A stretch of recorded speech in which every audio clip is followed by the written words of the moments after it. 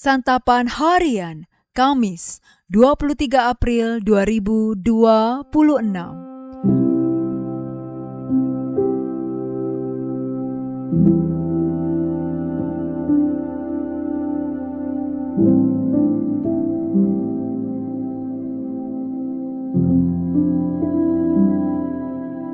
Inilah program Santapan Harian, sebuah program yang mengajak Anda menelusuri isi Alkitab, agar Anda menemukan makna firman Tuhan sesuai dengan konteksnya. Santapan Harian tertuju bagi Anda yang ingin memiliki kehidupan rohani yang segar, kuat, dan sigap. Hari ini kita akan membaca Hakim-Hakim pasal yang ke-8, ayat 22 hingga ayatnya yang ke-35. Namun kita akan membacanya pada ayatnya yang ke-22 hingga ayatnya yang ke-27. Sebelumnya, mari kita berdoa. Sang Kristus, Raja penuh kasih, ajarlah kami rendah hati menerima firman-Mu dan setia berjalan dalam kebenaran-Mu. Di dalam terang-Mu yang abadi, Kristus Yesus, kami memohon. Amin. Hakim-Hakim 8 ayat 22-27. Kemudian berkatalah orang Israel kepada Gideon, "Hendaklah engkau memerintah kami, baik engkau, anakmu maupun anak cucumu, sebab engkaulah yang telah menyelamatkan kami dari tangan orang Midian." Jawab Gideon kepada mereka, "Aku tidak akan memerintah kamu, juga anakku tidak akan memerintah kamu, melainkan Tuhanlah yang memerintah kamu." Selanjutnya kata Gideon kepada mereka, "Satu hal saja yang ingin kuminta dari kamu. Hendaklah kamu masing-masing memberikan anting-anting dari jarahanmu kepadaku." Musuh itu memang beranting-anting emas, sebab mereka orang Ismail.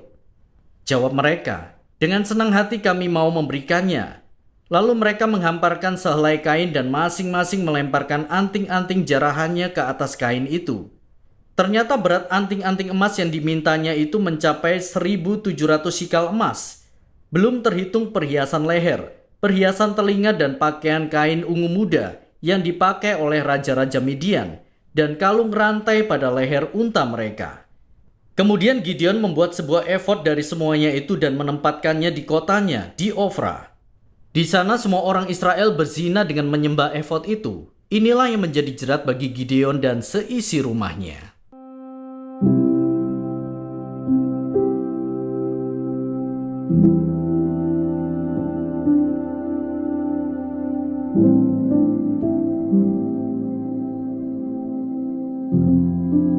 Sahabat Scripture Union Indonesia, cerita tentang Gideon adalah cerita yang sangat menakjubkan, sekaligus menyedihkan.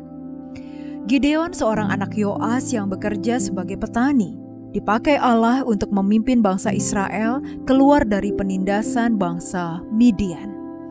Atas penyertaan Tuhan, Gideon mengalahkan bangsa Midian. Karena bangsa Israel melihat kepemimpinan Gideon, maka mereka memintanya menjadi raja mereka. Namun, Gideon menolak. Baginya yang berhak menjadi raja atas mereka adalah Tuhan sendiri. Selanjutnya, Gideon meminta bangsa Israel untuk membawa semua hasil jarahan mereka untuk diberikan kepadanya. Mereka dengan senang hati memberikannya.